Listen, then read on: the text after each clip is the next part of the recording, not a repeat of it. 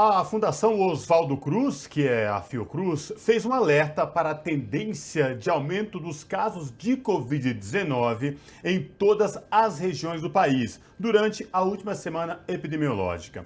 Ao todo, desde o início da pandemia, o Brasil tem mais de 660 mil óbitos e mais de 30 milhões de casos da doença confirmados oficialmente. Para repercutir o cenário da pandemia do país, o Revista Brasil TVT conversa agora com Karina Calife, que é professora e médica sanitarista. Olá, professora Karina Calife, prazer falar com a senhora, seja muito bem-vinda. Prazer conversar com vocês, Cosme, muito obrigada. Professora, a gente passou um tempo, digamos assim, de estabilidade, com uma certa tranquilidade. Governadores, prefeitos se adiantaram, flexibilizaram normas de segurança. Agora, a gente já começa a perceber um aumento de casos de Covid-19. A minha pergunta, professora, o cenário atual da pandemia foi precipitado flexibilizar várias medidas de segurança? Bom, Cosme, primeiro dizer que sim, foi precipitado, porque a pandemia, ela não acaba por decreto, não tem como se fazer isso, né, da gente tomar essa decisão. E algumas dessas atitudes, dessas decisões, elas não tinham em nenhum momento, nunca tiveram, vamos dizer assim, um suporte do ponto de vista técnico, científico. Eu vou falar aqui em relação, por exemplo, à liberação de uso de máscara em lugar fechado. Isso é uma coisa que nunca deu para entender, porque essa possibilidade, ela, para mim, nunca existiu. Então, eu, pelo menos, nunca deixei de usar, e essa é a orientação, é isso que a gente vê em todas as orientações de OMS, em todos os levantamentos que a gente tenha em relação às melhores evidências científicas, né?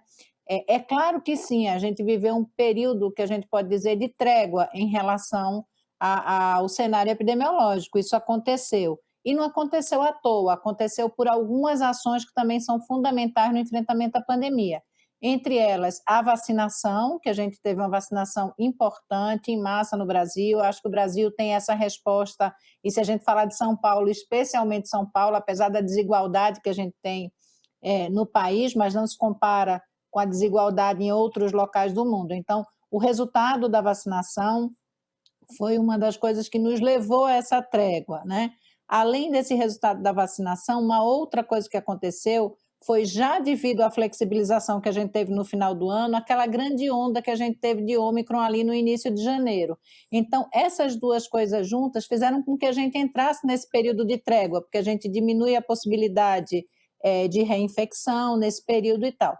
Nesse momento, a gente tem várias questões, né? Primeiro, esse aumento de novo do número de casos, essa tendência, tem vários estudos que fazem essa contagem, vamos dizer assim, essa previsão matemática, levando em consideração as tendências que a gente tem de aumento de casos, e esses todos mostram, assim, em torno de 95% de certeza de dizer que essa tendência de aumento, ela vai se manter nos próximos dias, nas próximas semanas. Basta a gente ver quem está por perto da gente. A gente tem escutado, não é, cada vez mais essa ampliação do número de casos que a gente tem. Então, o cenário é esse, é um cenário de aumento, a pandemia não acabou, a gente está vendo essa tendência de ampliação e precisamos voltar a nos cuidar. Assim, na verdade, não deveríamos ter parado de fazer isso nunca, que principalmente a vacinação, a atenção para as segundas, terceiras doses para aquelas pessoas, e quartas doses para quem tiver aí no seu momento de fazer isso, e a utilização de máscaras em ambientes fechados. Isso é fundamental.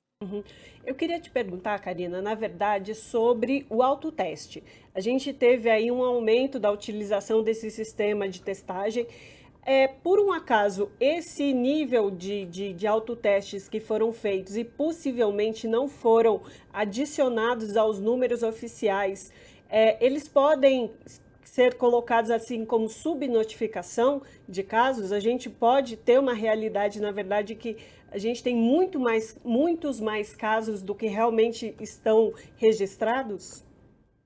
Com certeza isso acontece, porque quando a gente fazia sempre o PCR, né, aqueles que eram feitos em laboratórios, existe uma negociação, então isso é uma notificação compulsória de todos esses casos que positivarem. Então já estavam autorizados todos os laboratórios, sejam públicos ou privados, a realização até dos próprios testes que sejam de antígeno nas unidades básicas de saúde, eles tinham que ser reportados nessa previsão, nessa quantidade de casos, nesse número, né, que a gente tem de casos nos municípios e nos estados. Por outro lado, tem uma coisa importante, eu acho que o autoteste ele também tem seu lado positivo de fazer com que as pessoas possam facilmente, né, com alguma adequação e orientação, saber se tem a possibilidade. Eles têm uma eficácia menor do que o PCR, eles têm uma possibilidade, então assim, se deu positivo, é positivo, não há questionamento, né? Quando a gente tem um teste, seja ele de antígeno, de PCR positivo, é positivo. A depender do como fazer, da forma que foi realizado, da data dentro do período de infecção que foi realizado, esse resultado pode ser falso negativo. Agora, o que você está dizendo é importante. Com certeza, nós temos muito mais casos, né? Considerando que nem todo mundo que fez autoteste avisou algum lugar com a possibilidade de notificação. Agora, doutora Karina, o que choca mais é vendo esse platô sobe e desce, um pouco de estabilidade.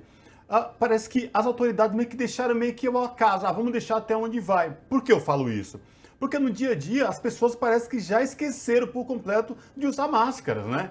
Aqui em São Paulo, por exemplo, é obrigatório ainda no transporte público, metrô, trem, ônibus, mas as pessoas já entram assim aleatoriamente sem máscara. Quem usa transporte público já percebe isso. Por que que as autoridades ainda insistem em querer fechar os olhos para essa pandemia? A senhora bem falou, a pandemia não acabou. Não acabou aqui, não acabou em lugar do mundo. E a senhora bem lembrou, não vai acabar por decreto, porque são coisas básicas. O ex-presidente da Anvisa, Gonçalo Vecina, recentemente falou assim, que o que vem acontecendo, o registro desse aumento de novos casos, bastava que lá atrás os gestores falassem, olha, vamos continuar usando as máscaras e deixar isso de lado. A gente pode entender dessa forma também, professora? Sim, totalmente, concordo totalmente com o meu querido Gonzalo Vecina, sabe, estou totalmente de acordo com essa. Se a gente tivesse tido uma não flexibilização que não faz sentido, nunca fez sentido, todos os especialistas apontaram para isso, não é hora de tirar. Uma coisa é você não usar máscara num espaço aberto, sem aglomeração, para caminhar num momento de trégua, isso é uma coisa. Outra coisa é, mesmo nesses momentos, a gente ter a liberação dessas máscaras. Por exemplo, em escolas, salas de aula, qual é a lógica de se ter uma sala de aula? Então, você vê nas escolas hoje o grande número de alunos dentro de uma mesma sala e professores positivos. Agora, isso que você traz é muito importante, que, assim, na verdade, o Brasil teve uma condução no enfrentamento à pandemia, que eu sempre digo que ela não foi só pífia, mas ela foi também intencional. Então, parece que não é interesse que as pessoas saibam o que está acontecendo, saibam o que significa o nosso comportamento humano no dia a dia, como é que a gente pode fazer para garantir que essas coisas, ou pelo menos diminuir a chance de que a gente se infecte, né, de infectar as pessoas à nossa volta, entender essa importância de pacto coletivo para que a gente entenda que essas diversidades e essas desigualdades no Brasil e no mundo, até que a gente resolva isso e que a gente consiga dar resposta, tanto do ponto de vista de imunização, mas de alguns cuidados também, não vai parar, ou seja, não vai deixar de acontecer. E tem outra coisa que eu acho bem importante, que as pessoas não estão levando em conta. As pessoas pensam assim, se eu estou vacinado, eu vou ter uma situação que vai ser um adoecimento que não é tão grave, não vou internar, não vou morrer. A gente também está vendo uma tendência ao número de óbitos, mas a tendência é que a gente não tenha aquela mesma situação, nem de casos, nem da letalidade que foi apresentada no início da pandemia, antes da vacina. Mas existe uma outra coisa da gente não olhar só para esses grupos vulneráveis, porque o adoecimento, mesmo por doença branda, os outros países no mundo estão olhando para isso, pode trazer um desenvolvimento de uma Covid longa, né? De uma situação que a gente tem visto, a depender do trabalho que a gente olha, entre 10% a 30% dos casos, pessoas que estão desenvolvendo sintomas, situações que diminuem sua qualidade de vida e sua possibilidade até de trabalho, enfim. É o que você está dizendo, não existe transporte público sem máscara, espaços de trabalho, elevador, gente, eu entro no elevador, eu sempre brigo, porque eu estou de máscara e 5, 6 pessoas entrando no elevador sem máscara, isso não Exatamente. faz sentido. Professora, isso também me revolta. Aqui no prédio que a gente trabalha, aqui na Avenida Paulista, eu chego Exato. e assim, tem muito jovem trabalhando nesse prédio, também adultos também. Sim. Então, me irrita muito profundamente. Eu chego de máscara, saio do metrô, chego de máscara e tem 5, 6 jovens falando, gritando alto. Eu já olho com uma cara de poucos amigos e aí já se tocam, porque eu sou o único de máscara. Mas é bem isso que a senhora falou, né, Ana? É o uso da Exatamente. máscara, tem que ser constante. E, na verdade, o que vem acontecendo é que os municípios estão recomendando o uso da máscara e não necessariamente tendo uma postura dura em cima dessa condição em que os números estão aumentando. Essa recomendação, assim, de forma mais displicente por conta dos municípios, do Estado, enfim, do governo, né? É um lavar as mãos e deixar que a sociedade decida o que fazer, professor? Professora não, doutora. Imagina. Para mim, assim, é mais que um lavar as mãos, é uma irresponsabilidade, porque a política pública ela tem que estar determinada e pensada, e a gente tem que fazer com que a sociedade entenda os riscos. Então, se a informação vindo de quem está à frente da política pública pode não usar, as pessoas não vão usar.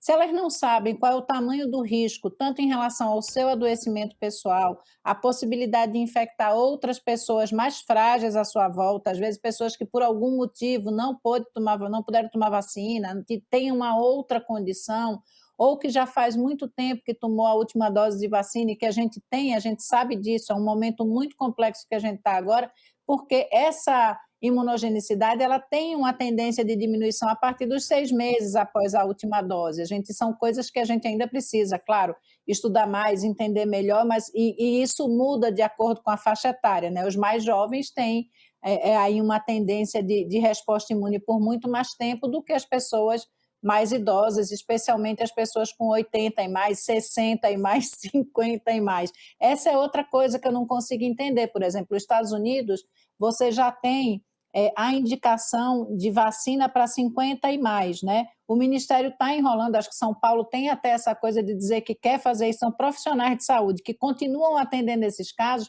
não tomaram a 4ª dose. Eu não tenho 60, sou profissional de saúde, atendo, eu só fiz até a 3ª dose já faz mais de 7 meses, ou seja, são decisões de política pública que precisam ser feitas com consciência, com orientação, e aí sim as pessoas podem tomar a decisão, mas tomar a decisão com base numa falta de informação vai levar a gente onde a gente tem ido até aqui, na condução da pandemia em nosso país, infelizmente. Professora Karina Calife, nosso tempo já está acabando, mas vou fazer um pedido para a senhora. Por favor, mande uma mensagem para essas pessoas continuarem usando máscara, seja onde for, no transporte público, no prédio onde trabalha, porque é muito importante. A senhora é médica sanitarista, é professora, por favor, faça aí um apelo. A senhora fazendo é melhor.